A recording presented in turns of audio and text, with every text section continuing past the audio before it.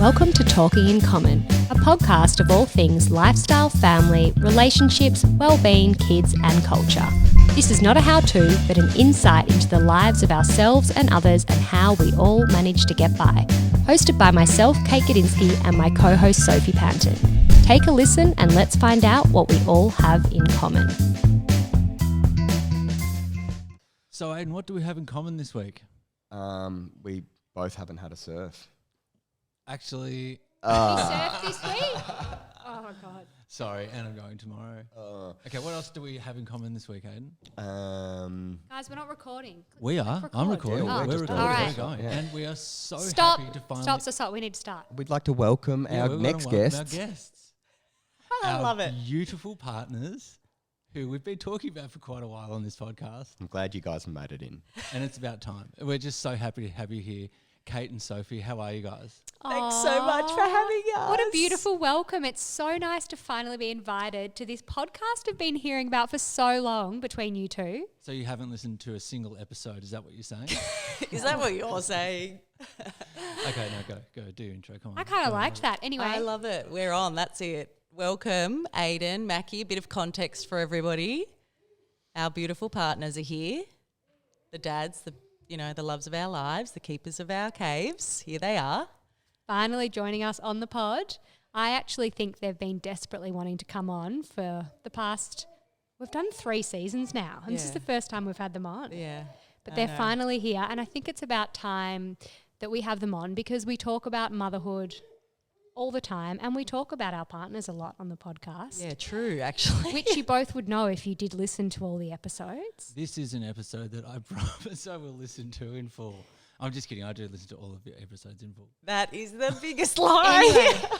I listened to Ayden lots. did at the beginning. I have listened to lots. Yeah. We've learnt most things you know in life from our podcast. Be honest. Hell, that's why I don't know much. Anyway, we really wanted to do an episode to kind of celebrate the dads and hear about a lot of the topics and things that we talk about, but from the dad's perspective. And we thought, who better to get on than the 2 best dads we know? And they're here. And they're here, finally here. And Ren, yes, we know you're here too, always in the background. Our little mascot.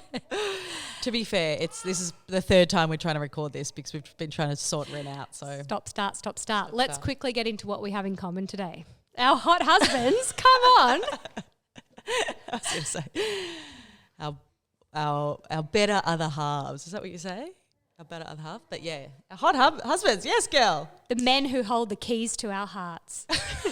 These are all very kind Everyone's gonna be words. I wish you guys would say this a lot more often. Yeah.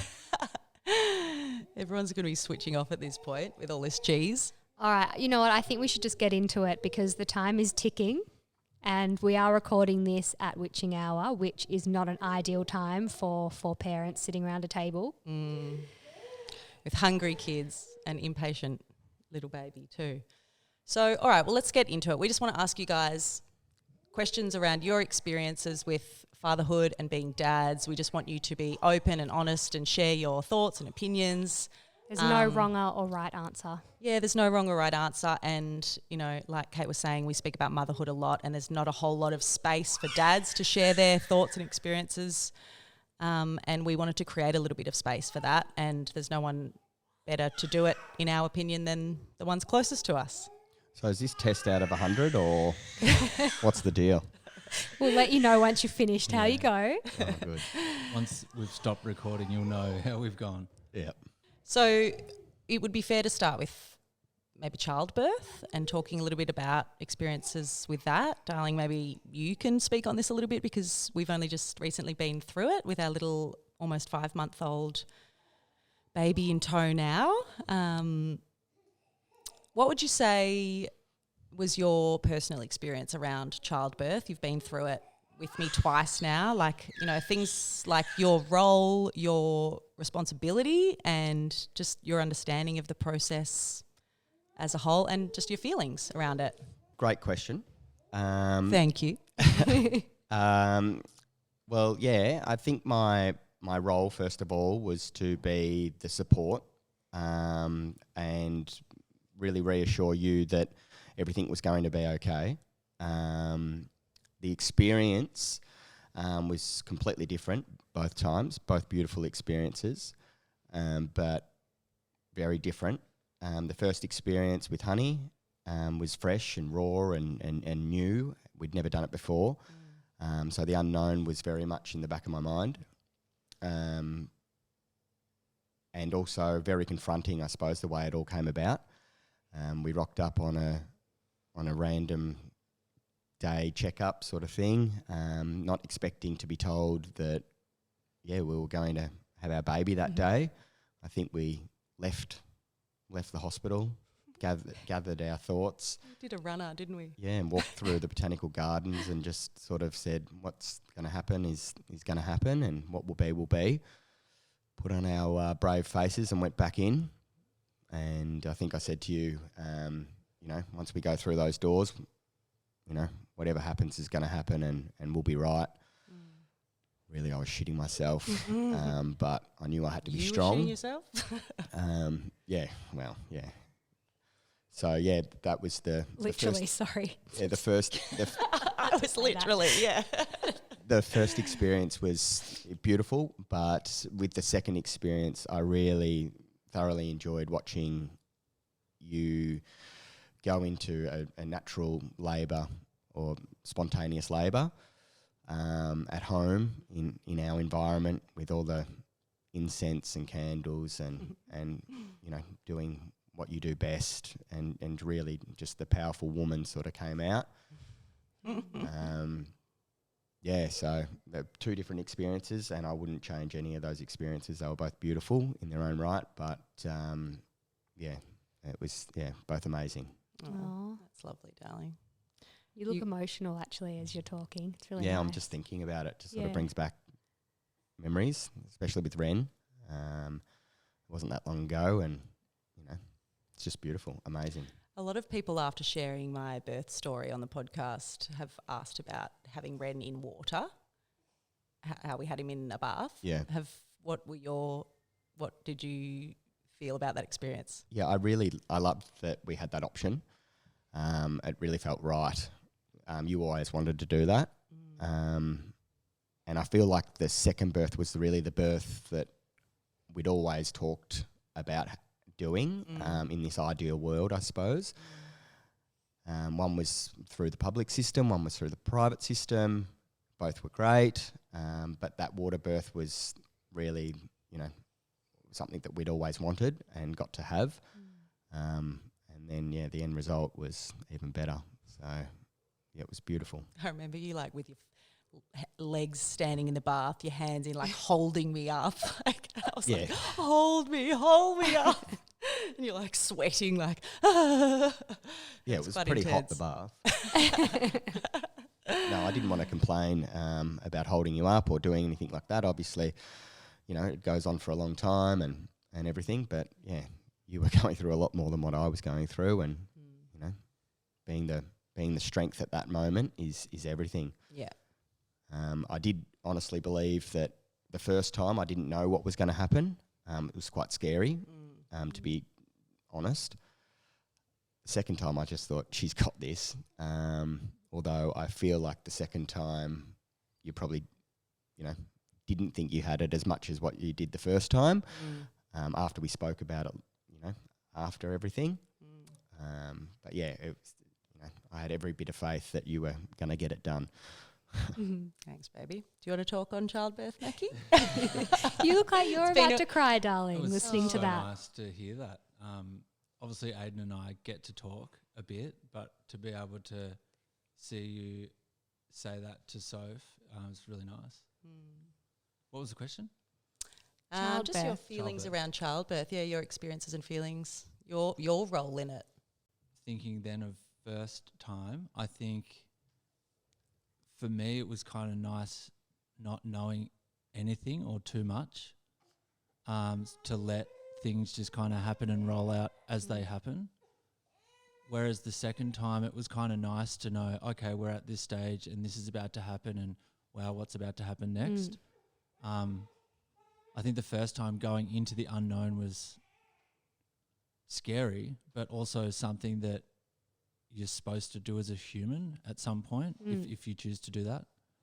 So it was kind of nice to go through been a little bit more naive the first time around, I think. Not knowing what's going on, just dropping in and just doing it. And all of those things I think that we'd learnt had potentially gone out the window. Yeah. And then second time around, it was nice to kind of know, okay, we're at this stage, we're here, this is what's happening. We've got some tools that we can work on together to get the baby out. It's pretty wild. Yeah. They were two like completely different experiences, I think, like Nina to Lulu. Because Nina was much more, it felt a lot more, obviously we were in a hospital for both births, but Nina felt a lot more medical. I think we were really kind of just listening to what everyone was telling us that I should be doing or we should be doing. And whereas the second time around, I think we went in there a little bit more like, no, like we've done this once before. We want to do it a little bit differently. We know that we can do it, like just kind of tapping into each other. And we had some good breathing exercises. We did have some good breathing. Some movements that we did together to sort of not diminish the pain, but potentially take your mind off some of those things and sort of take you away and then bring you back to being present and rolling with the emotions and the feelings of what was going on. Yeah. Nina, though, was pretty fun because it was Christmas Eve and Nina came out and it was like a party. It was just not for you, but for everyone else who was there. For context, I was throwing up everywhere. Yeah. But it was just, for our families together to come together and to celebrate, you having a baby on that day together was just amazing. That just obviously Lulu was the same. It was a celebration, but there was just something. Lulu was a little bit more intense when she was born, I think. Yeah, for sure. Yeah. Can I say? Yeah. Well, yeah, I thought Lulu was dead when she came out. Like it was, that was distressing. I didn't know what was going on. And because the room went silent, we went from all sort of pushing and working together on trying to get this baby out to all of a sudden no one's talking. The doctors and the midwives weren't talking. And there was a purple human hanging upside down in the room, which was totally confronting and totally not prepared for. I think it was really weird because I was so anxious throughout my pregnancy and throughout the whole birth experience with Lulu, even though it was an incredible experience, the actual birth and the labour. But when that happened, when she was born, it was like my instincts had kicked in because I must have just known that she was okay or everything was happening so quickly and I was kind of on another planet because I'd just been, going through labour, that I just knew she was fine. Whereas for you were just like, you were pale. You were really shaken up by it. It just took ages. It took ages for anyone to really talk in the room. And when they, as I said, it felt weird from all of us working together. Everyone sort of as a team trying to get this baby out to all of a sudden they were just talking to each other and we were excluded from the conversation. Not in a bad way. They did, like everyone who was involved. They had a job to do. Did totally the right thing. Don't stop and tell me what you're doing. Just do what you got to do. But that was an out-of-body experience for me and something I'll obviously never forget. Yeah. It's really nice to hear, like, your perspectives of, like, quite intense, moments and experiences like that because you were literally on the other side of it from Kate, So her experience was, almost opposite to yours. She was living it, you were watching it. And I have often thought, like, that's a really intense experience for a partner to watch, your loved one go through, labour. It's full on. And then, you're seeing things in a completely different perspective and having to kind of, navigate your own. Yeah, I suppose when you're watching the love of your life go through something that's so full on, the biggest so experience, and you really can't do too much. Although you can be that support, but really you've got your hands tied and you just want everything to work perfect for them. And, it's just incredibly hard in life. I don't think there's any other time when you get to watch those experiences and can't really do too much. You and I like to be involved. Like you and I like to do things. Like we are doers, and whether rightly or wrongly, like that's just what we like to do. Yeah. So to be in that moment and have to let go of all control and just sort of see what happens is a different experience that I guess that we're both not used to. Yeah, I like to control the situation for sure. 100%. So do you. Yeah. You both like your That's why we work freaks. really well together. Before actually we move on a little bit from childbirth, can you just share that, you play the guitar and there was a riff that you were playing all throughout my pregnancy and you didn't realise what it was? You haven't... I don't think I've shared this on the podcast. You didn't realise what you were playing, like you thought you were just playing a riff that you'd made up. And what was the happened? song? I wish you had sent me these questions earlier. I said, do you want me to to... talk to you about? And you said, no, I don't want to be rehearsed. I don't want to know anything. fair So enough. It's good to be on the spot. yeah, No, it's okay, better to fair be on the enough. spot. I had... Yeah, it was Lulu. Yeah, it was Lulu. Had a guitar here downstairs in our lounge room and would pick it up, randomly, and I had this riff that was in my head and I couldn't quite figure out the riff. It was just it felt like it was an idea of mine, but it also felt really familiar, the pattern and the timing and just the sort of way that it sort of ran through. And it was annoying me for ages, obviously annoying you too because you were heavily pregnant. Put the fucking guitar down was, something that you said quite a lot. And we had music blaring during, during the childbirth. And as Lulu came out, she came out to the section of the song "The Chain" by Fleetwood Mac. And that riff was the riff Oh my that I God. had been annoying everyone with. Oh my God. And it's not I even- don't think I've heard that It's just- story. it's I just don't think a- I've even heard that story. But it's not even a song that's No. special to us. Like I love Fleetwood Mac, but it's not even, we don't even listen to Fleetwood Mac that often. It's not a song that you particularly would ever probably listen to. And it was just so bizarre Yeah, that that was Wow. bizarre. as she was that's so coming cool. out, That's that part was beautiful. playing. Anyway. And it's a small riff too. It's a big change in the song. Anyway, whatever. So moving on from childbirth, and we kind of like to talk about not everyone, I'm sure, but the baby bubble that you're in when you're in hospital, and then when you're at home, those kind of first few hours, first couple of days, and then that kind of starts to die down a little bit, and you're entering into that postpartum period, or the first sort of 6 weeks. I'll start with you, Ayden, because again, this is, quite recent for you. How have you sort of found that postpartum period, and what from that stage with both Ren and Honey, or you can choose one, sort of really stands out for you? Yeah, I suppose again, two different experiences. Honey first, I suppose I'll start with. He's like, excuse me, can you start with me, please? Yeah, okay, I'll That start was with a big Red. baby burp. No, I'll start with Honey.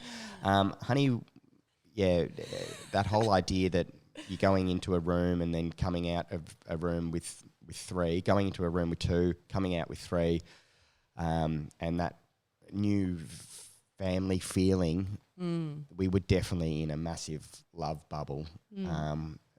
It was beautiful. It was COVID. It was not quite with Honey. It was a couple of months later. She was born in Jan, and it sort of kicked off in it March.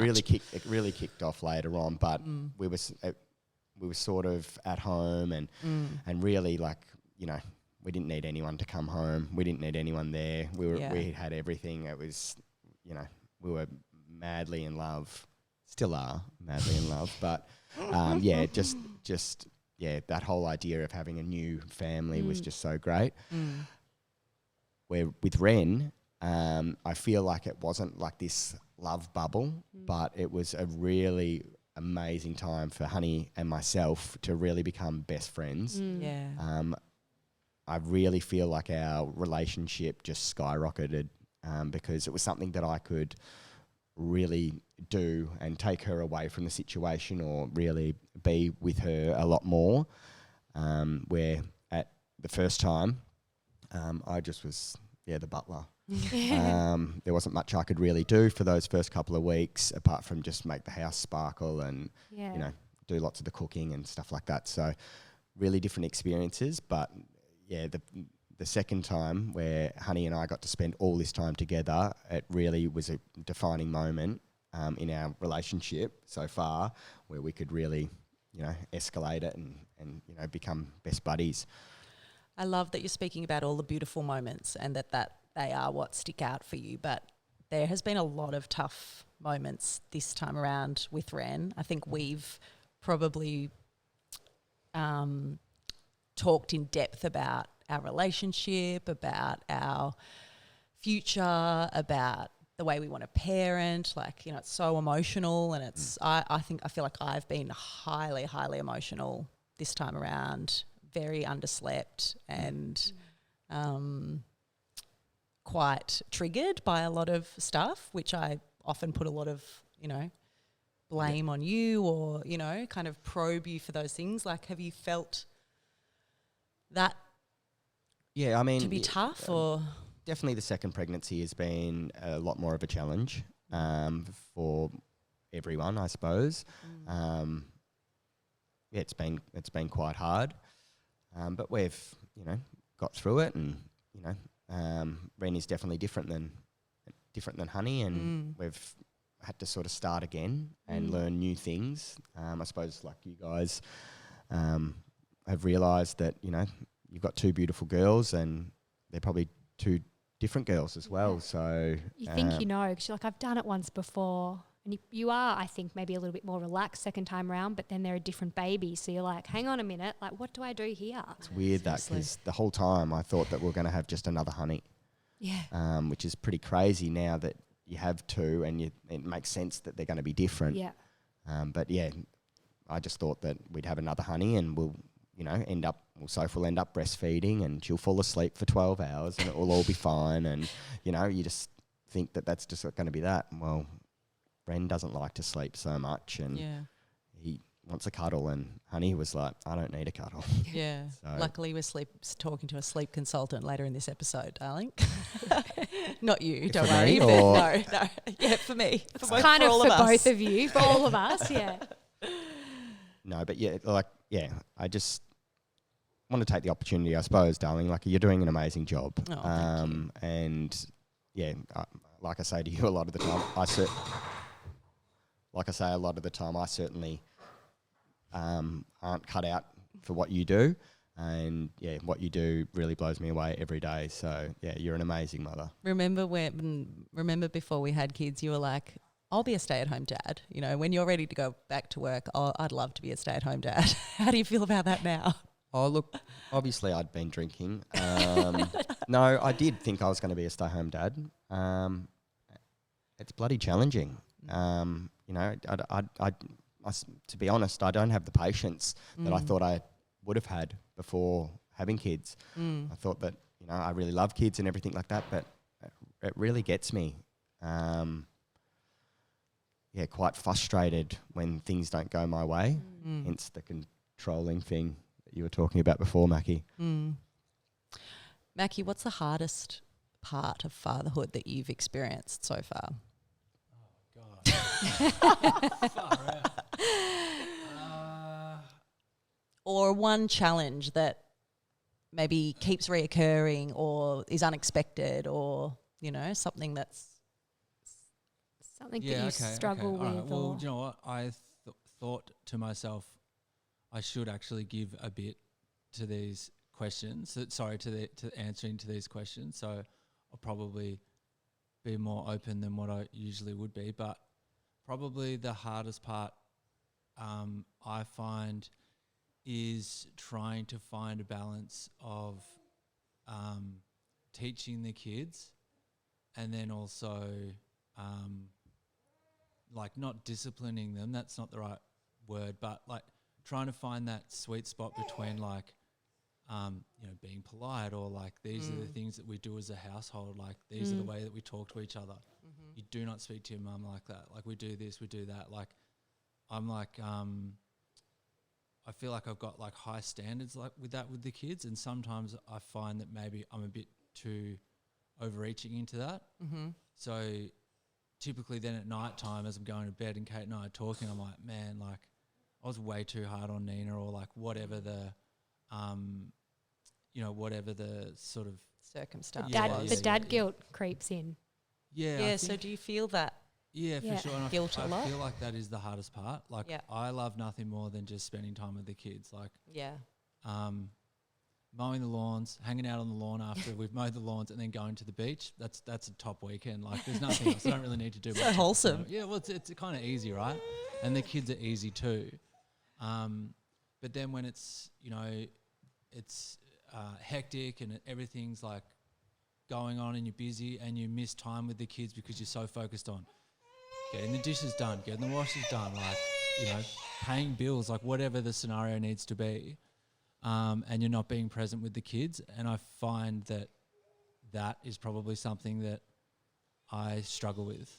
Yeah. Finding that balance. I think it's really tricky because, we all want to be the best parents that we can be, and it's our job to kind of teach our children, teach them things, and we do need to discipline them sometimes, but at the same time you don't always want to feel like you're telling your kids off or that you're yelling at your children all the time.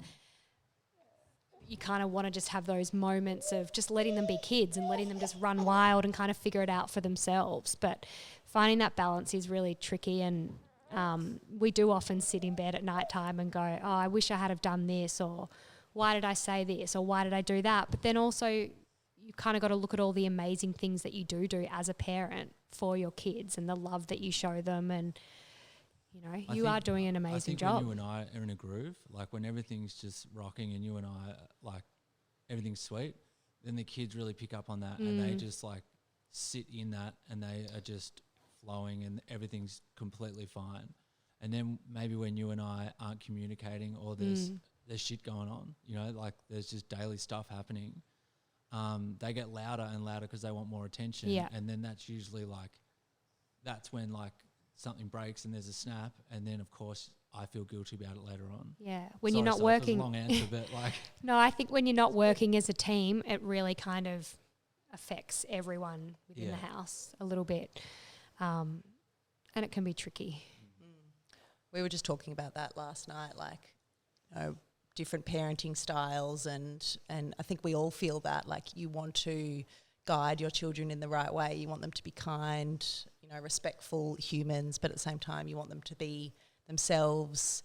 And I think we were literally just having a conversation about this last night, about how naturally you fall into a parenting style of the way that you were raised, and yet we all have our own issues in whatever ways as a result of the way we were raised or as a result of our upbringing. And for me personally, I always feel like I don't really want to put that same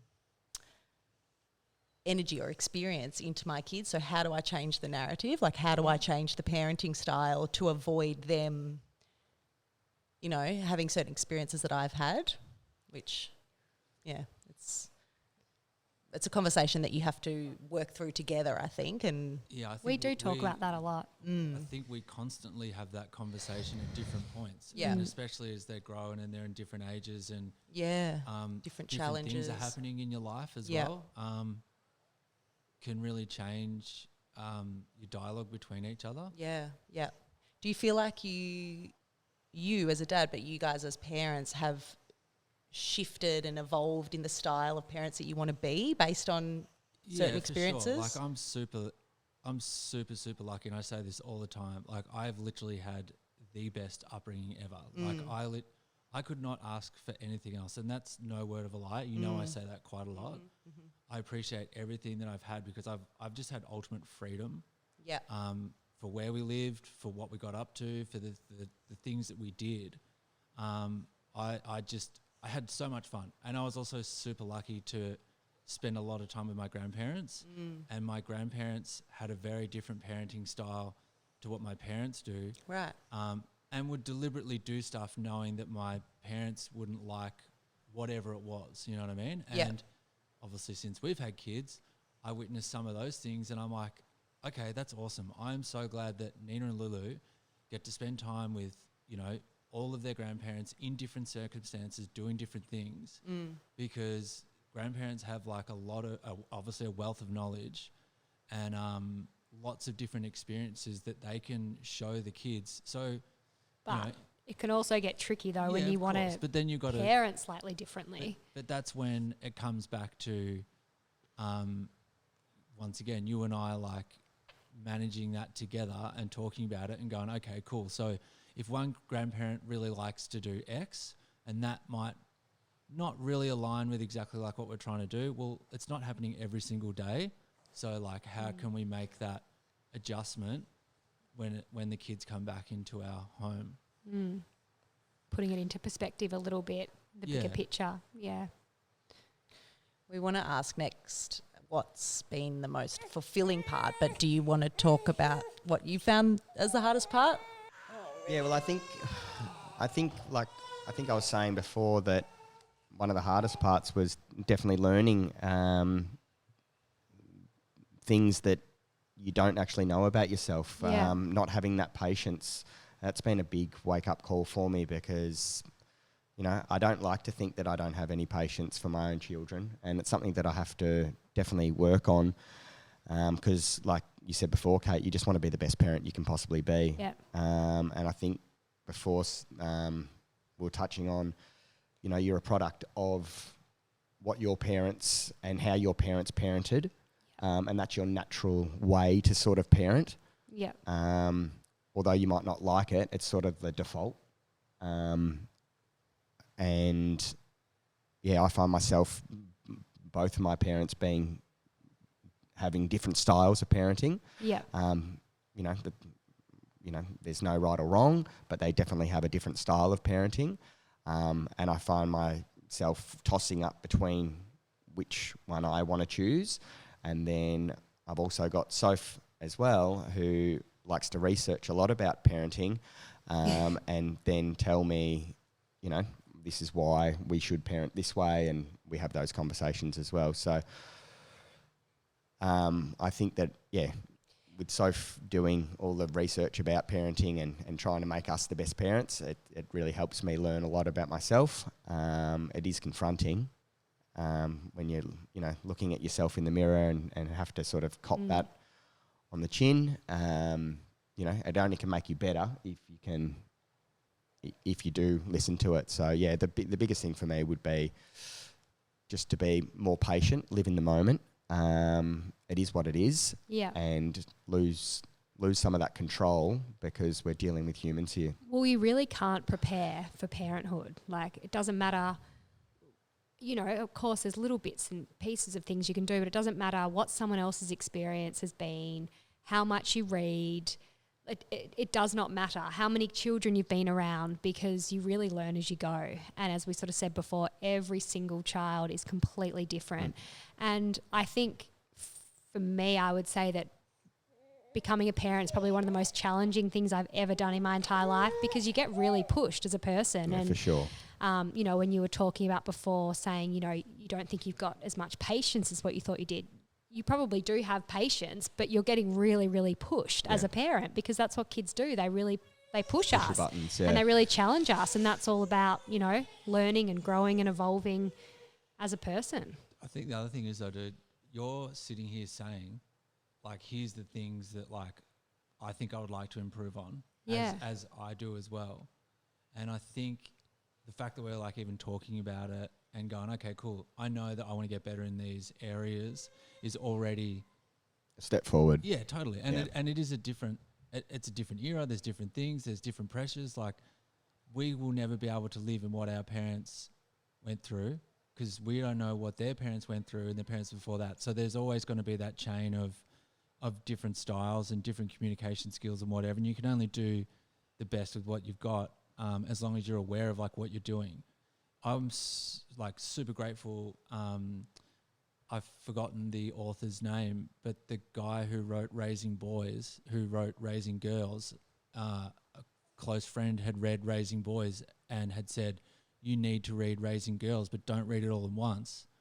Just go along with the age groups, and which I've done with both kids. It sits beside the bed, and sometimes when I'm like, you know, like, I did this or I did that, or I was like maybe too hard here, or like, how come one kid's behaving like this, I'll kind of flip back and go, okay, cool, like, they're behaving like this because they need attention here, or, you know, maybe there's something going on outside of these four walls that I'm not aware of, and maybe I should start to like ask questions of more of, hey, what's going on with your friend at school? And like, you know, that Raising Girls book, can you please put it in the show notes? We will definitely put it in the show notes. And I think that book has become really good, particularly as our kids are getting older. Like, you know, Nina being at school now, there's so many things that we've read within that book that we're like, oh my God, this all makes sense. Yeah, for a dad to read by himself, it's not written by himself. Yep, thank you. It's not written in a way that's so authoritarian and like, this is the things that you got to do and you've got to do this. It's kind of just pointing out some human behaviors. Obviously, it's about girls though. And as you read along, you kind of go, oh, okay, actually, I know some people who are like that and they probably lacked this in their upbringing. Yeah. So I'm going to make sure that my kids don't miss out on what that is. You know what I mean? Yeah. Well, that's definitely something that we've got in common because we both have that book beside our bed. I think you actually... I didn't want to say anything. Yeah. I think you actually got it for me. But in both of our rooms, I think our bedside table has one book and it's that book. Yeah, that and Surface Journal. Yeah. Okay, so we just spoke about some of the challenges that you guys have found since becoming dads. What has been, and I'm sure there's probably more than one, but what would you say has been the most fulfilling part of fatherhood so far? We'll start with you, Ayden. Wow. Oh. Every day is pretty fulfilling. I think that the first thing that comes to my mind, and the newest thing, is watching our little girl look at our little boy and say, "I'm so proud of you," the best thing ever. Or "I love you so much," and that's hands off. We don't do anything there. We're just like, we've got nothing to do with that. That's their just own them. Connection. Yeah, their own connection, their raw feelings. And you're just like, wow, this is what we've created. And this is just so beautiful. And that's only just started happening like in a matter of weeks, hasn't it? Yeah. Like Ren's just opened up a little bit more, is a little bit more aware and interactive, and Honey's just like falling in love with him. It's so beautiful to watch. I agree. She'll leave the table some nights. Oh, I've got to go and check on Ren and run and, oh, it's okay, Rennie. It's okay, Rennie. You're just like, okay, come back to the table. But that's so cute. It's the best thing, seeing your children, like the relationship form between siblings. Like it's just, it's amazing. Super special. What about you, Max? Say the question again, please. Most fulfilling part of fatherhood? I guess, like you, like, where do you even start? Like that's just such a big question. Yeah. I don't know. I feel like you and I have wanted to be parents for a while, so having kids kind of felt natural to where we were going in our relationship and what we were doing together. But yeah, like you said, dude, every day something different happens, and you're like, yeah, this is pretty cool. I think just everything's fulfilling. Like, I don't know, I can't really pinpoint anything. You often say you love having like your little mate with you. Yeah, either of them. I really enjoy either of them. Going to a soil supply place with one of the kids is seriously one of the most funnest things ever. Again, for context, we are currently doing a lot of gardening and renovating. That's why we were at where were you? Soil. Red Hill Sand and Soil. And today's episode sponsor is Red Hill Sand and Soil. Not really. No. I just, having a little mate, that's awesome. Like, it's just so, they're both at a super fun age. I was surfing with Nina the other night. That was just, amazing. She actually said to me, because obviously you've taken her out a couple of times, and she was being a little bit more cautious the other day than what she has been. And I think you took her out a little bit and then she wanted to come back in. And she's like, but I really, really don't want to upset Daddy. I know how much he loves surfing. And I was like, it's okay. Like, Daddy won't mind. And she's like, okay, I think I can do this. I think I want to do it. And so I was kind of calling out to you again, and just the look on your face, like how quickly you were paddling back in to get her. Because she just, The daddy-daughter bond is pretty it's the best. cute. Yeah. But that's fulfilling in itself. Like, even just spending that time on the beach and we're all together, the dog's there, you know, the kids are there, you're there. Like, it's just all that type of stuff, I guess, to combine it into one is the fulfillment. The simple Of things. just all of us just hanging out. So a little more on like day to day. Do you feel like in your household, your roles of mum and dad are quite defined and quite different? Or do you both do a bit of everything? And how does this work for you? Can I rip into this one? Please do. I definitely feel like we have roles that work together. I'm not gonna say exactly what they are, but I think for our relationship. Come on, darling, I'd love to I'm hear. not going to talk about. No, I agree. Who I do takes the agree. bins out and who does what, but Okay, I don't take the bins yeah, look, out. it's not important. But I think, But I would. like what I said before with communication, I think when we're both doing our roles, it's awesome. It just helps the house and helps the kids because they just see that we're working together, which helps them.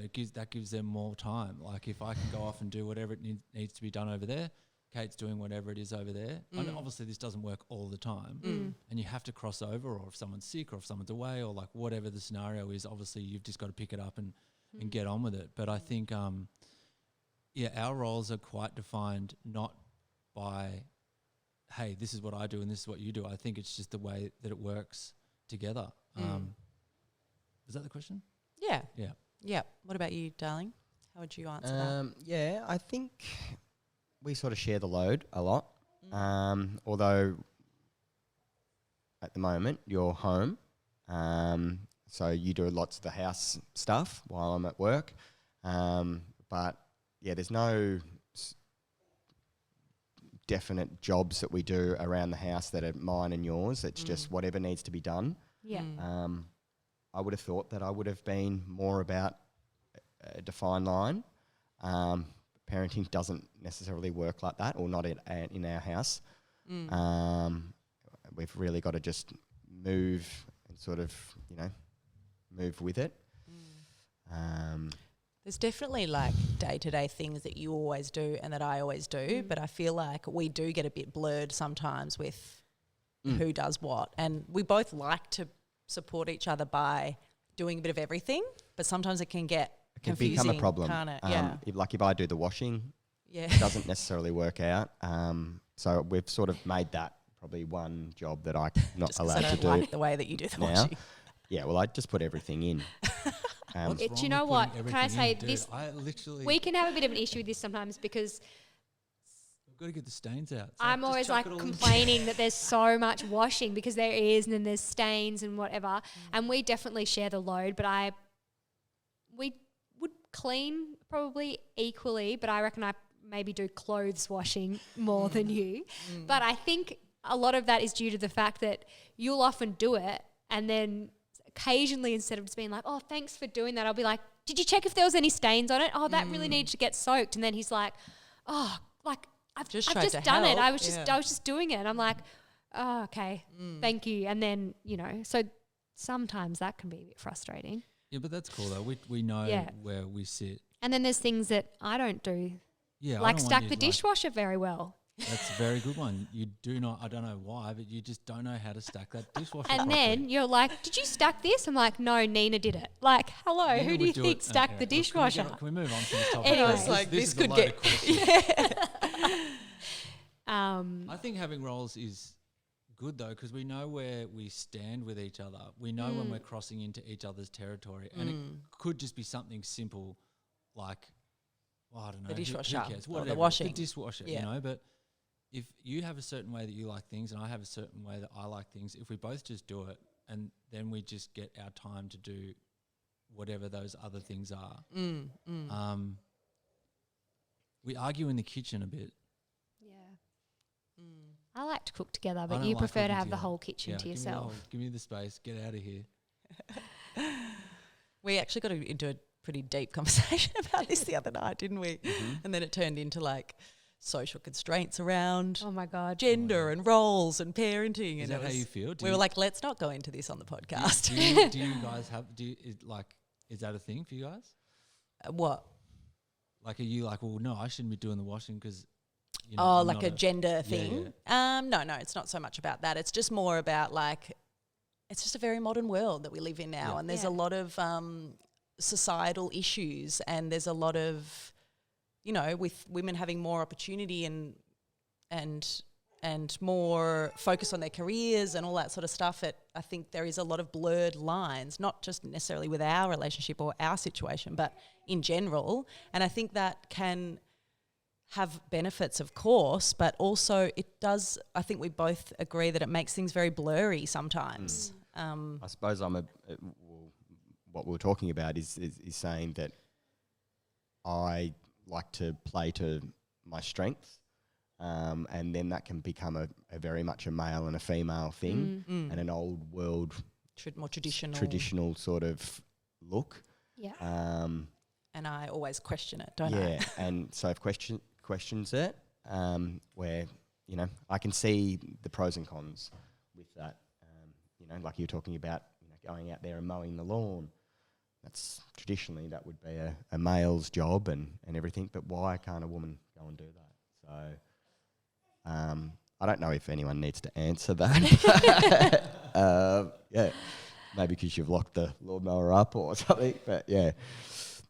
So I mean, it's definitely a conversation that we have a lot of the time, saying, I suppose I'm a little bit old school, and Soph's definitely new school. You're a new age guy though. Like you're very open, you're very vulnerable, you're very sensitive. And I grew up with 5 brothers, so I've kind of come from a background of like, gender equality. Like if he can do it, I can do it. That's the way I had to grow up, to be a part of my siblings' activities and to be a part of my family. So I can see how that can be a challenge. To bring that question back to like parenting and newborn phase, definitely, well, obviously there's roles that you can only do for sure, obviously. Yeah. But I wanted to be quite hands-on with Nina and obviously with Lulu too. So yeah, I guess to sort of pick it up, like you said, mowing the lawns, like, yeah, I'm going to go out there and mow the lawns because the lawns need to be done. I'm going to rip that tree down. I'm going to do this. And then when you were, laid up with a baby on top of you all of the time, I was like, I'm cleaning this, I'm doing this.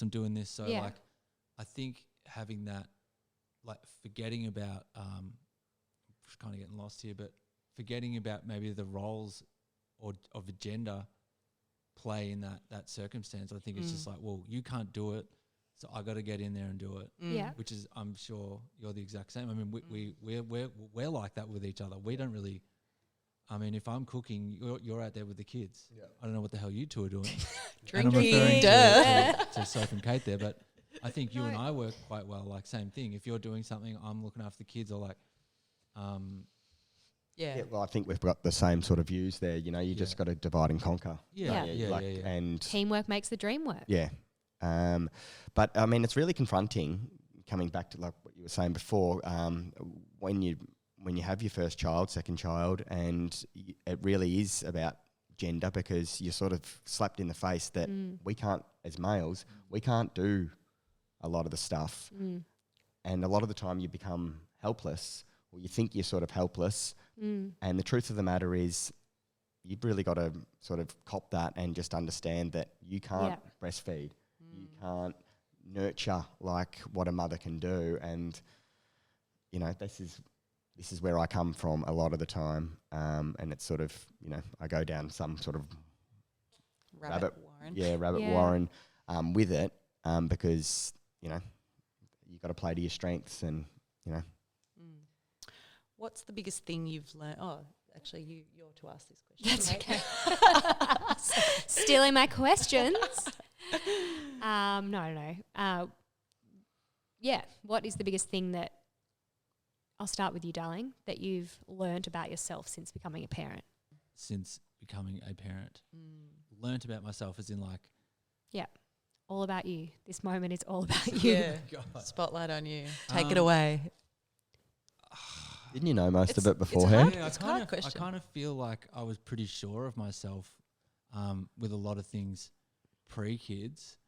And then I think having kids definitely put a change in how I viewed myself in the world. Mm. And I probably went down a different path. Like I probably would say, so what was the question again? Like how do I feel about myself? What's something, or what's the biggest thing you've learned about yourself since becoming a parent? Man, I don't know. I think I learnt I didn't like myself quite a lot, and the behaviours and things that I did pre-kids. Reflecting on it, I probably lived an incredibly selfish and self-indulgent lifestyle, which, fuck yeah, glad I did it, 100%. But yeah, since having 2 kids, it's just like, wow, like these 2 awesome little things deserve everything, and I want to give them everything. I'm still probably not answering your question right, but yeah, I feel think like selflessness. Selflessness, Yeah. yeah. If you were to choose one word to It's not all describe about what you. you're. yeah, Maybe. yeah. That's probably I've learnt that. Well, Me too. Yeah. Yeah. It's like, I feel like we've all probably learned that. But I can relate. I feel the same. I look back and I'm like, yeah, I don't know where I was going with that part of myself before I had But I think kids, you're or like, supposed to what do was I that, right? doing? Or You're supposed to do that in your life. then And it opens up a whole other world that you didn't probably know really existed. You know, and people say, you wait till you have children, like, but I just wanted have no idea. yeah. But you really don't until you have a Yeah. child. But I wanted to have kids with you. Like Yeah. I wanted to do that. So having kids was not like a, oh man, like everything's No. going to change and like my lifestyle is ruined now. Like I wanted to change my lifestyle and wanted to change the things that I was doing. Because there was a kid coming, you know? How long have you 2 been together now, for everyone listening? 17 years. Holy Just had our moly. 17-year anniversary. Shit, you 2 are old. Babe, I'm so young. Well, they He's got together older when than they were me. 6. He's older than me. Why are you saying No, I'm that's older such than you? an What's that got to do achievement. with You that? are. So what? That's such an amazing achievement, 17 years. Yeah. Thank you. Well done. Would you like to comment on that, what you've learned about yourself? Oh, I've learnt love- lots. I've learnt lots. Every day I learn stuff about myself. I can't really think. There's It's too many things. there's so many things. You know, you're forever growing, and that's what life's all about. I don't know if it's just because of parenting. It's definitely been a big change. Yeah. A massive change. Something that I didn't think it would be as big. Definitely struggled with the big change first time. Second time, I was already in deep. So, yeah, what have I learned about myself? I think before, just with the patience thing, that was probably the biggest thing.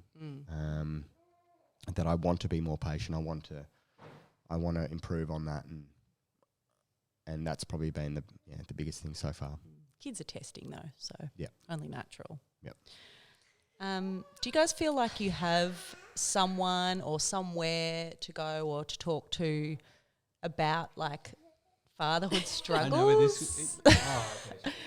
or the opposite, or fatherhood achievements, or do you feel like This is if my you wingman. wanted to? Definitely. You guys do talk a lot. You both very open, vulnerable guys, which is really nice that you have each other for that.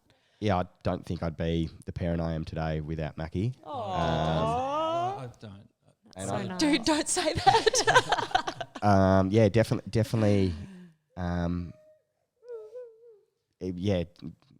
Ringing Mackie a lot of the time and just sort of going through certain things, whether it be the children or yourself. Mackie's always been a great shoulder to cry on. A great person for wisdom, a sort of a role model in one way. I love the way that he does parent, and it's helped me along the way. And yeah, it's always been great to have you to sort of lean on. Yeah, it's been great, and that's probably my person, that external person I can talk to. I don't really have family members that I can talk to. I do have family members I can talk to, but I don't feel like, I feel confident in talking to them about it so much. But yeah, so I go to my close mates and talk to them. That's so nice. Because you don't want to cause a family rift, or you don't want to, upset anyone, or even necessarily let them know. Yeah. If there is something going on, or if you're struggling with some stuff, it's always good to call a mate. So. Yeah. Dude, thank you. I really, really do appreciate that. I think we're lucky, but we've also worked hard on our relationship, independent of you two, as much as you'd like to think it's all about you both. But dude, I mean, we do call each other a lot. We talk a lot. And I think we don't do it deliberately. I think we just call up and just like, man, like this is going on, or this is happening, and it works through really well. I think, I feel lucky and grateful. I've also got a couple of friends who have got kids who are older than Nina, who I've called and asked things about technology, school stuff, all that type of stuff. And yeah, I think when you get a good, just couple of group of friends, it's not necessarily a drain on the relationship. It's just a part of the normal conversation. Hey man, I've just got to ask you, like, did you buy your kid this thing at this age? Yes, I did, and I did it for these reasons, and here's what else happened. And I know that this person, and there's like a nice little, when you share values with someone like you and I do, and a couple of other people who we interact with, sharing that information together in that just sort of casual forum is super helpful. It can be hard because, often you might have different friends that, you have different relationships with, but often if your parenting values or the way that you parent is quite different, they might not necessarily be someone that you would talk to about or, go to for advice in regards to parenting. So the fact that, you've both just said that you do have like a mate or mates that you can talk to, that you kind of have similar values, like that's really important. I think that's amazing. That's a really good point. I find that was a real big thing for me, that if you don't have the same values as parents, doesn't matter how good a friend you are. Yeah, that's right. You find that you're moving away from friends that you might have called your best friends or whatever, or had a really close friendship with, where I think that we all share the same sort of values, and that's only made our friendship stronger. Our kids all get along so well, and we talk about it a lot, that, you're sort of like, okay, honey, go and choose our friends, you know, so true, but that's sort of how it works, because at the end of the day, you want to be able to, if we come over to your house or whatever, you want to be able to leave the room and know that, whatever's going on in that room, you guys have, got our back, and you know that everything that would have happened would have been the same thing as what we would have done if we were in the room. So that's an eye opener, really, that you don't think would have happened, before having kids. Yeah. You never think, you think you take all your friends with you, and you're going to have the same. We're all life. on this journey together, but it doesn't always end up like that. Yeah, and it's not your fault. It's just how it really sort of falls, I suppose. Nice insight, guys. Yeah, I wish we could keep talking, but I think it's dinner time. It's dinner time and bath time and all of the above. Did you cook dinner, darling? I thought you were cooking dinner tonight. tonight. I thought you were doing the shopping today, babe. I've got more things I want to talk about. I don't know where the hell you guys think. Well, Mackie, let's we'll go have to to the have pub. you back on the pod. Yeah, we might have to pick this up to a chapter 2, but Don't ask us what happens when we go watch surf movies together. Yeah. That sounds we- what? That's sounds weird. weird. No, we're doing the What washing. type of surf movies do you watch? I just, Oh, sorry. Yeah. Okay. Oh yeah, true. You always go on these little movie dates to watch surf God. movies. Okay, we won't ask. I don't really want to know, to be We honest. talk about parenting and stuff, don't we? Yeah, Yeah. well, wish I could You remember. probably do. You two would. You'd be like, yeah, this is really rad, and Ayden would be like, oh, this is just Okay. so beautiful. I can see our two girls they've been who have so been good. very patient in the They've other been so room looking good. at us through the window. They're in the same part of the house. They're not like outside looking at us like locked in some Outside of the other- rain. Yeah. So thank you both so much. It has been just, so nice to have this conversation. And obviously, I would like to think we all have open and honest conversations together a lot. We do. But to actually sit here and open up and do it in front of a microphone that's going to be live on air Well, as a podcast. thank you for having us. Yeah. You just said live on air. Sorry, I know we're not live on No, air. it doesn't matter. But as a podcast, This ep will be going live. Okay, that's good. Yeah. But I Tonight, think it should be not really. noted that you have both worked so hard, and I'm sure you don't tell your listeners how much work you put in, but you are both on the phone to each other 24 hours a day. I know. Not talking shit. You're actually talking about what you guys are doing. You both give so much time, so much effort, so much research into your guests. And I think, not us. This but is probably like, our least researched. No, I'm kidding. We've spent years researching you two. Yeah. I get a kick out of hearing new information and hearing you guys like talk about things that I would just never even bother looking at or exploring, or it would just never come across my vision. And yeah, I've learnt a lot from you guys. But back to the podcast, I think you've both just done such an amazing job, and keep going. It's awesome. And you should both be very, very proud of yourselves. Thank you. Yeah, we're definitely Okay. very proud of you. Thank you, Oh. guys. Definitely. Couldn't Thanks do so it without much. your support. Thanks for your time after a long day. Yes. Now, a little change of pace, because we Yes. are getting into sharing is caring in this Yay. episode. Can we go now, or do we have to stay? You don't have to stay. You may be excused Just from the sit dinner quietly table. for 2 Oh my God, seconds. okay.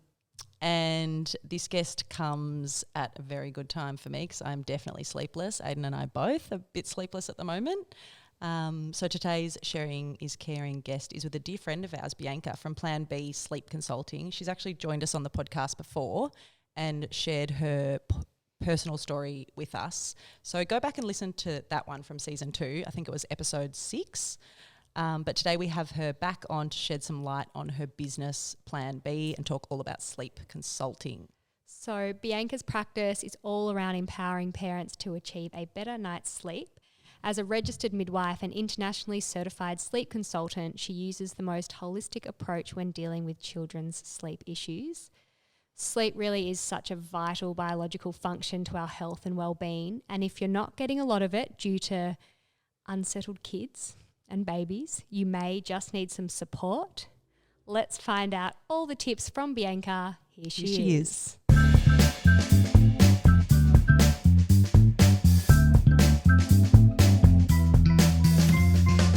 Bianca, darling, thank you for joining us again. How are you today? Thanks, guys. I'm well. How are you both going? We're I'm good. great. Slightly sleepless, Good. so very happy to be seeing your face and hearing your voice today. Couldn't have come at a better time. So, first off, we know that you're an experienced midwife, but can you just start by giving us a little overview on what made you go down the path of sleep consulting?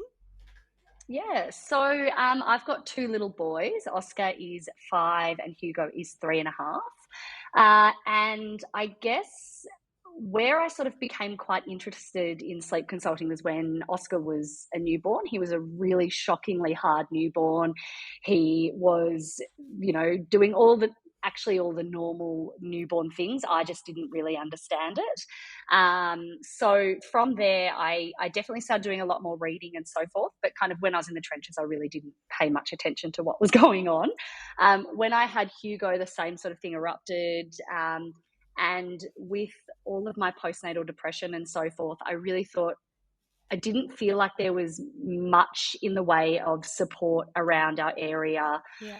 And really just in Victoria or Australia, I didn't feel like there was a great amount of support for sleepless mums and explaining that a lot of these issues are very real and normal.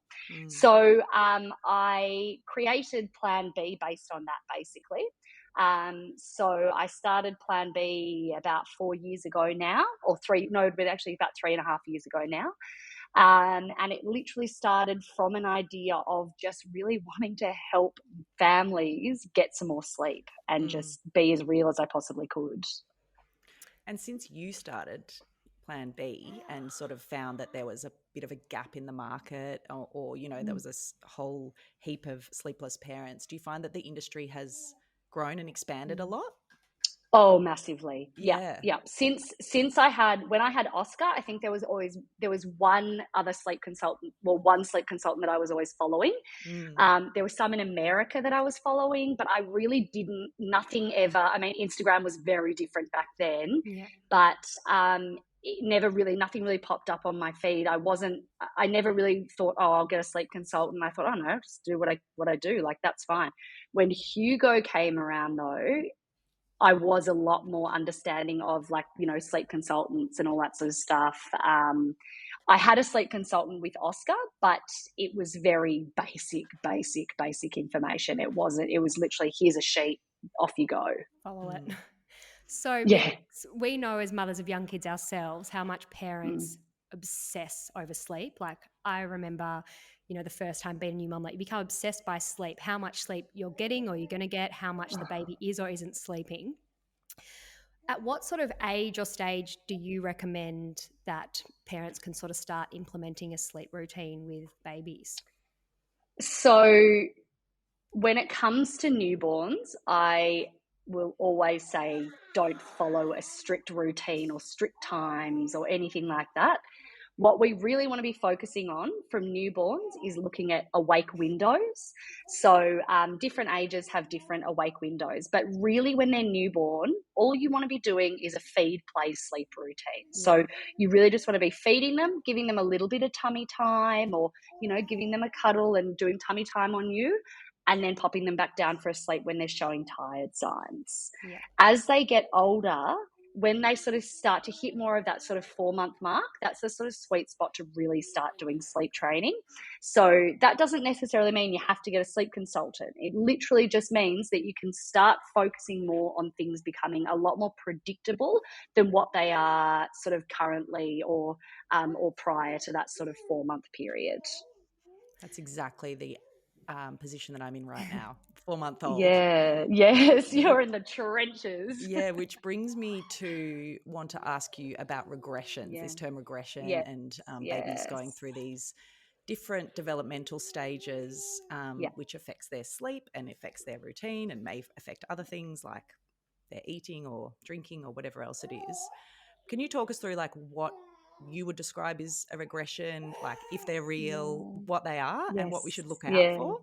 Yeah, so I definitely believe in regressions, not only because I've researched a lot about them, but because I've seen them happen with my own children. So a regression is a really shocking word to call it because it sounds so negative, but essentially what it is, it's a progression in their development. So from that 4-month period, babies start to develop more of an adult-like sleep cycle. So you start to see their sleeps start to form really from about sort of 6 to 12 weeks. You'll find a baby starts to really catnap more. So they may have been doing big, long chunks prior to that, but around about that 6 to 12 week mark, you really start to see them catnap a lot more, and they're not linking their sleep cycles. They might start to become a bit more irritable. Around that 4-month mark, their sleep starts to become more adult-like. So what you start to see, especially in the evenings, is their chunks of sleep start to become more 2 to 4 hours. So Rem might be waking up about sort of anywhere between sort of 2 to 4 hours overnight. And if they are sort of rocked or held or fed to sleep, they are going to expect that that's the way that they need to get back to sleep, basically. That's what I'm doing. Yes. And that's fine. Like there's no sort of it doesn't matter at the end of the day. If you're happy doing that, go ahead, do it. But it's really when it starts to become an issue and you go, okay, I'm actually not getting enough sleep. I am not being the parent that I need to be for my child or children. And then that's where you sort of make the decision on where you want to go with how you want to do sleep training. And it's interesting, probably a lot of people feel similarly, or maybe people do the same thing with one baby to the next, but I feel quite differently about the type of parenting that I want to practice with this second time around. And I'm a lot more relaxed about the way that I do things, probably just because I'm more confident. I've done it before. I knew what worked the first time and what didn't. But also, I've just grown and evolved and changed a little bit as a parent as well. So I'm doing things quite differently, I suppose. And we definitely want to talk to you about your techniques when it comes to babies and settling. But I'm interested just to quickly know, can more attachment style parenting, so co-sleeping or a lot of skin on skin, a lot of nurturing and tending to their needs on demand, can attachment style parenting and a good independent sleeping child coexist? That's a good question, Soph. Yes, they can. So I don't personally practice co-sleeping sleep training in my practice. But there are definitely sleep consultants out there that do that. So if that's the way that you want to go, they're definitely, just do your research and you will find sleep consultants that do that. I definitely have my more gentle techniques and my more firmer techniques. Both work well. They just work on different lengths of time. I guess to answer your question, it really depends. So if you're doing it, obviously works if you are doing it, but basically it will just definitely take a lot longer.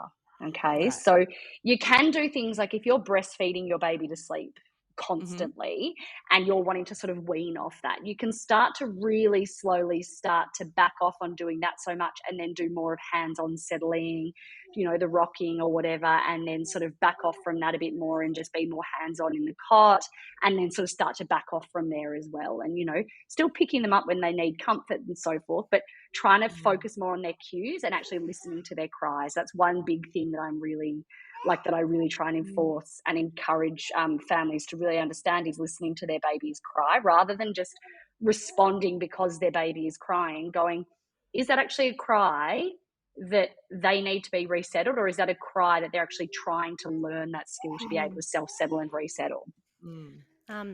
I was very sorry, go Soph. No, I was just going to say that's really good to know, and that's great advice, Bianca. So for people that do have different parenting styles, or because I get different.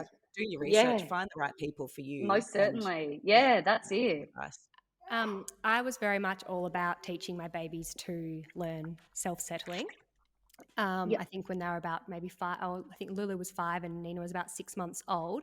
But I do know that with a lot of people, it can be quite a controversial topic, letting your babies cry and kind of teaching them to settle themselves. Yes. Can you tell us a little bit about sort of your method? I know obviously it probably varies a lot, but some of your methods and techniques when it comes to teaching babies to self-settle? Yeah, so definitely with my little bubbies, so younger than sort of that 4-month mark, I do definitely more hands-on settling. So when I get families coming to me, I sort of explain to them, that your bubby is still very little. They're, in most cases, I'll get some 3-week-old babies coming to me because their parents are just at the end and they're just going, do you know what, I need help. I just need guidance. I need to make sure that my baby's actually doing the right thing. So in those cases, we're really focusing. That's support. So seriously. So in that case, you'd go more to do with your like a shush pat, which is a really good technique to use with newborns. So focusing really on that sort of 4th trimester and really still sort of encouraging bubbies to be really, really close to mum, but also just allowing them to kind of fall asleep in a place that they're going to wake up. So trying to do a shush pattern like a bassinet or a cot, and that will really help them when they wake up and they go, oh my God, where am I? They're not going, I'm in a different spot. I'm actually in the same spot I fell asleep. Yeah. You can then move more on to things like a technique called pick up, put down, which is a really good technique for parents who are a bit more hands-on. And this is one I'd use sort of from 4 months up. And basically that one is you're just picking your bubby up each time they cry after a certain amount of time, and then giving them a little cuddle and a kiss, waiting for them to calm down, and then popping them back down again. That's a really nice technique to use, but it does take a little bit longer because it's a bit more stimulating for bubby. We then move on to things like for 4-month-old, you can do them for 3-month-olds too, but more 4 months is one called spaced soothing. So that's what we call, it's essentially the Ferber method, if you've heard the Ferber method. So basically with that one, it's just increments of allowing bubby to cry and increasing those increments as the days go on. That one is probably one of the ones that gets the most slack because sometimes it's known as cried out, which is not actually cried out. Cried out is more just literally shutting the door, not walking back into your baby and not responding to them, which I don't do that technique. No, it's that's really, that's extreme. And some people do it and it works for them, but I don't do it. I just Suppose but like the everything cortisol depends that's on the baby, right? As well, depends on the parent and the baby 100%. with that one. Yes, yeah, exactly. So the cortisol that's released in sleep training, especially like your space soothing and stuff, it's no more than in a baby that would have their immunizations, their first day of daycare. It's a positive stress response. It's a short-term training. Therefore, you're going to see your baby learn quickly. Therefore, their cortisol, it's not at a high amount that's dangerous, basically. Okay. Then for our older bubbies, we've got one called gradual withdrawal, and that's a really nice technique for bubbies who are going through a lot of separation anxiety, who are really needing more support and needing you in the room. And that one is basically you're gradually removing yourself from the room over a few days. So you'd sort of move your chair back every 3 days, giving them that nice sort of support. That's a really good one for toddlers. But yeah, they're pretty much the main sort of techniques that I use. Often toddlers, when they get to that age where you're either moving them into a bed, so say, when they're 2 or 3 years old, or when they're toilet training overnight and things like that, their sleep can definitely change, which can be really hard if you've gone from having a child that sleeps, practically through the night to then sort of waking up. Do you find like doing sleep training with toddlers is a lot more difficult? It's just different. It's just it's just different. So if a bub it makes it harder if the bubs are obviously out of the cot, or if they're climbing out of a cot, that's really hard. Or if the parents have actually transitioned them to a bed too early. So my best piece of advice is with toddlers is keep them in their cot as long as possible. Like literally, if they are not climbing out, like Hugo is 3.5 now. He only went into a bed about 12 weeks ago because I was like, you're not climbing out of the bed. You're happy. You are fine. You don't need to go into bed yet. The reason being is because kids sort of lack that understanding of if you hop out of the bed, like we don't want you to do that. They just go, okay, I'm going to get out of the bed because I want to do that. Party time. So the older they get, the more they sort of understand. So yes, it is harder to sleep train a toddler, but it actually is quicker because they understand it quicker. But their cries and stuff, they are extreme compared, and they talk as well, so that makes it harder. When you hear them going, "Mummy, Daddy," and come and get me or whatever, that makes it really horrible for the parents. And I remember I did it with my own kids. Like it's My 4-year-old Lulu called out this morning at, I think it was 4:46. I'm going to say, "Mummy, can I come into your bed yet?" Because I'm saying to her, if you wake up, like you're not coming into my bed until that little grow clock of yours is yellow. I think I forgot to turn it on last night, actually. Anyway, I was just like, Lulu, you could actually just get up, but I'm glad she's, it's working. I'm like, you have to stay in there. She still does get up a lot, but it's funny, isn't it?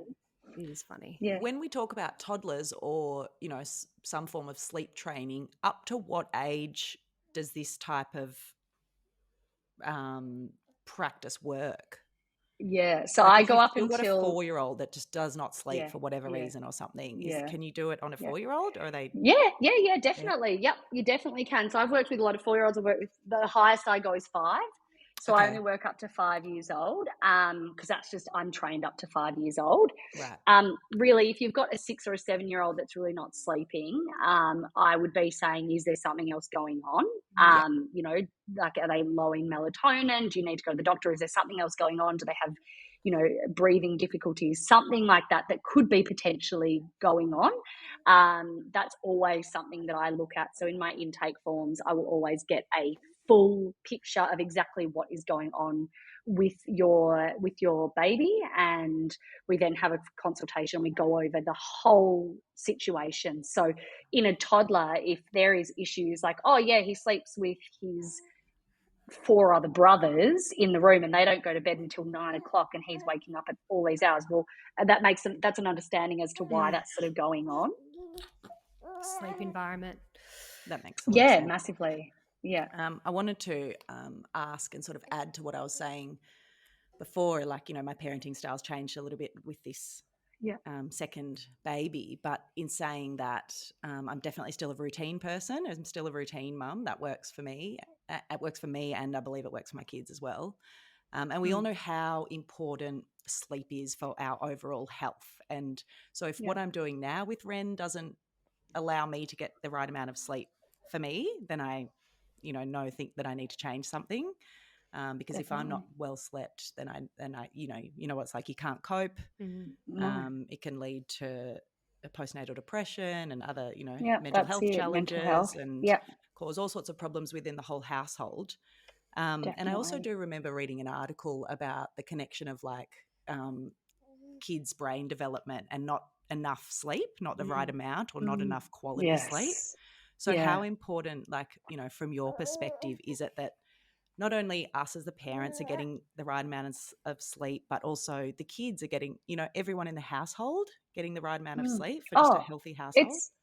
It's vital. Like, it's literally, I have seen bubbies that have been just so exhausted and the parents are going, I don't know what to do. Like, a baby who is so overtired, they don't develop properly mentally. They don't meet their milestones. They don't eat properly. They don't drink properly. They don't play properly. They're irritable all the time. They look tired. Like, and when you start focusing on routine and aligning their feeds properly and, you know, getting that nutrition into them, it is vital. And I've seen so many bubbies who that's happened to, and then the parents are messaging me going, my baby is a totally totally different baby. They are so happy during awake times. They're feeding more. We're playing more. They're happier. They're lasting longer. And it's just, that is what keeps me going, doing it, seeing that I am making such a change to these little bubbies and that they're so much happier.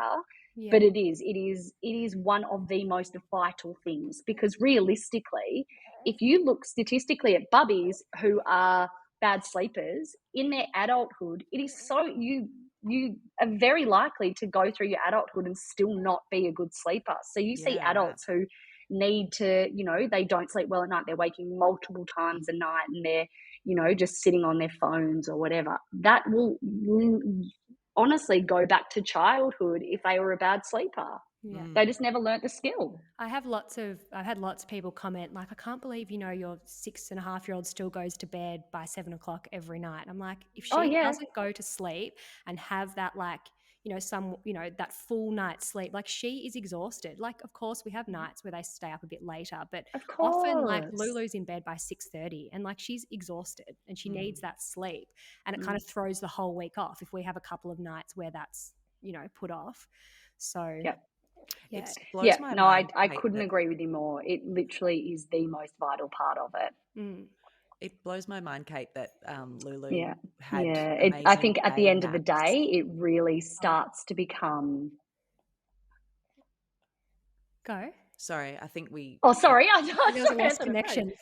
Sorry. So at the end of the day, you're not doing yourself any favours by just not helping your baby sleep, basically. I think Soph was just saying something about day naps before, because this is something we've been talking about a little bit lately. Yeah, it blows my Yes. mind that Lulu still had Yeah, so amazing day day naps naps, until they she was are like they are 4. vital as well. So day naps, if your baby isn't napping well through the day, you're really going to find that that nighttime is massively affected. So Yeah. if they're catnapping through the day, there's a very high chance that you're going to have a baby who either goes down really late because they're just fighting sleep because they're so overtired, or Yep. the other thing that will happen is they'll do a thing called a false start. So that false start basically is 40 minutes after they go to bed, they wake up and they're really irritable, and they might need a feed to get back to sleep, and then Yep. you'll find that they're waking up through each sleep cycle and they're just really cranky, Exhausted. or they're just keeping awake. Yeah. My girls both still had day naps until they started kinder pretty much, and then they kind of Yeah. just stopped wanting them during the day. But what sort of age, do you think kids still really need that kind of middle of the day lunchtime nap? Like what age do you think that should sort of be go to? Or Yeah, so really it should sort of finish at about 3 years old. So yeah, I have seen babies or like young kids who have sort of kept going past 3.5. yeah, But really you will start to then see like the bedtime just goes out to like 8:30, 9 o'clock. They're then waking up overnight, or they're rising early in the morning. And it just, although they may need it, it may just be that they actually need to have just rest time. So yeah, still to this day with the boys, when they're not at kinder, I will still have rest time for them. They still have an hour a day where they just do mindless, relaxing games or quiet something just to time. kind of, yeah, because really, like kids of that age, they've got so much energy. And if they're going go, go, go, go, go, they're not going to be able to settle down, and it's just Yeah, going to cause an absolute hellish night for you. So I'd that's very probably true. say around about that 3-year-old stage would be really when you start looking at it. So, back on, we're obviously still talking so much about the importance of sleep. There are so many baby items on the market, which can be so overwhelming. And often it results in Yes. us receiving or purchasing a lot of items that we just don't need. What would your top 3 non negotiable baby sleep items be? So I would 100% say the baby shusher. This is literally, have you heard of this before? I have, and I've never used one, so I'm really Oh, intrigued because I know a lot okay. of people swear by them. I Yeah. love that So you've got it I've right been next using to this you, seriously Bianx. since I had Oscar. I was gifted to it when I had Oscar, and I am obsessed with it. This is what the sound makes. So it's like a shushing noise, and you put it on when they go to sleep, and it changes their thought pattern. I literally recommend this for every single consult. I just love them. You can use them with toddlers, but they're just great from that newborn stage right up until 12 months even past. And are they hard So then? definitely. Are they hard then to get rid of them? Like, do the babies become No, numb? no, no. So you don't have to use them every time.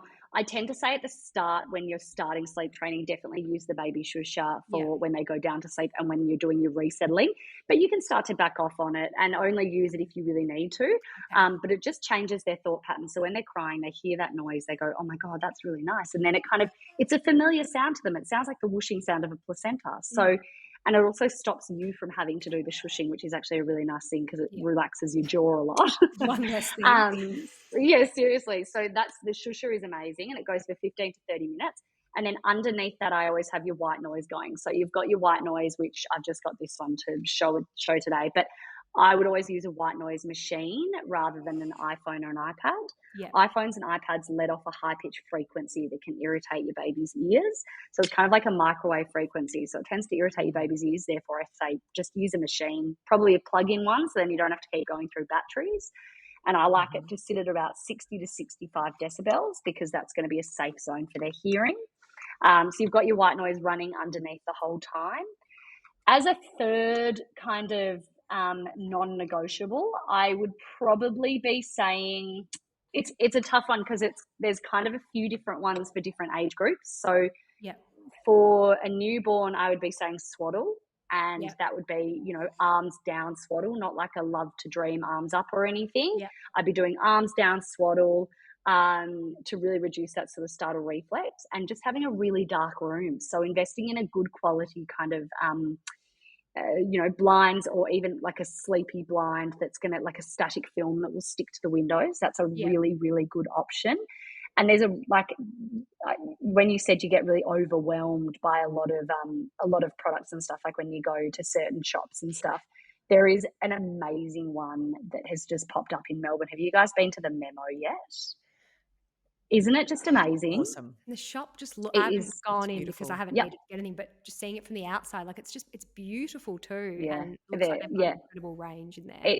And what I love about there is you walk in, you don't feel overwhelmed. A lot of the stuff is just very, it's really sort of structured to what you need. So there's only like, you know, a few different baby monitors. There's only a few different prams. They're all curated for like the really specific things that you need. There's not like 40 different prams sitting in the one spot and you're going, oh my God, which one do I need? It's like buying a car And when you there's, buy a pram. oh my God, isn't it? It is the most overwhelming thing. And I remember when I first got my first pram, I hated it. And then changed when I had Hugo. And I was like, it's a Game really changer. hard thing to do. Yes. The whole thing's very overwhelming, isn't it? Very much so. So lastly, Bianx, we all need to know how, well, your kids are a little bit older now, but how do they sleep? And how did you get them to sleep? So I often get asked this when I say to people, they say, oh, what do you do? And I say, I'm a sleep consultant. Oh, your kids must sleep so well. Okay, so let me put it this way. I am very strict with my kids' routine. Saying that, like you, Kate, we will go out on the weekends. They sometimes won't get to bed until 9 or 10 sometimes. And yes, they are pretty ready the next day and they're pretty ready going to bed. But because we've got a really structured routine, they know what's happening, they're good. Most of the time they're good. But like any child, we have wake ups in the middle of the night. We have, you know, like times when they're sick and they're unwell and then they, you know, they'll be up all night and it's horrendous. So yes, most of the time they sleep really well. But, you know, we do get the same, like, I don't want to go to bed. My foot hurts. Like, I want another story. I need water. Mummy, you didn't tell me that thing you told me last week. And I'm like, what was that? He's like, I don't know. And then you're sitting there debating with them for 40 minutes. Like, Honey's thing at the moment is that she likes to remind me what we need to get at the shops the next day. Because if she asks for something and I don't need her to have it or she doesn't need it or something, I'll say, oh, we don't have any left. And she'll be like, oh, we need to go to the shops. So then when it's bedtime, she'll be like, Mummy, we need to buy Band-Aids at the shops tomorrow. We need to get mushrooms. We need to I'll be like, okay. And you're like, yeah, okay, hurry up. It's time for bed. Yeah, Hugo's the same. I have to sing Hugo 2 songs, stroke him on the head like 15 times. Like they become very ritualistic, but 9 times out of 10, they are good sleepers. But trust me, there are times where they are just awake and I'm like, what the hell are you doing? If I sing 2 songs instead of our usual 3, like I'm not getting out of there. It does not happen. No. And then you try and change it up and change a different song. And Hugo's like, no, Mummy, don't sing that song. I'm like, oh, okay. The nighttime routine. Oh, at least crazy, let's all think of each other when we're in it, because sometimes you just think like, am I the only crazy one sitting here singing the same song 18 times in a row? Like, sometimes you do feel like that's why I do, like with my Q&As, I do Q&As each week and on my Instagram. And my main reason for doing it, obviously I'm wanting to help people, but I want everyone to know that everyone's in the same boat. Like so many of the questions that get like asked, so many people are actually wanting to know that. So it's really helpful in that way. Yeah. I love your Q&As on Instagram. So even if I often read the ones that aren't relevant to the ages of my children. But I'm like, oh, that's interesting. That's interesting. So many great tips. And I love how you give your time, your personal time. Just to your community to help them. It is amazing. But it's important. They're following me for a reason. I want to be that source to help them. Like, and some people, you know, don't want a consultation or they can't afford a consultation or, you know, whatever. But at least they're getting something from it, which is really important to me as well. Yeah. Well, Bianca, you're amazing. Thank you for all the work that you do and giving the world a little bit more sleep. Keep at it. Thanks, guys. And thanks for having me on my favourite podcast again. I just love it. I'm sure we'll get you back again because we love chatting with you too. It's so nice to have I love it. Good old friend on as well. It's so nice. So nice to chat to you guys. Keep up the good work. Talk soon, lovely. Bye. Thank you. Bye.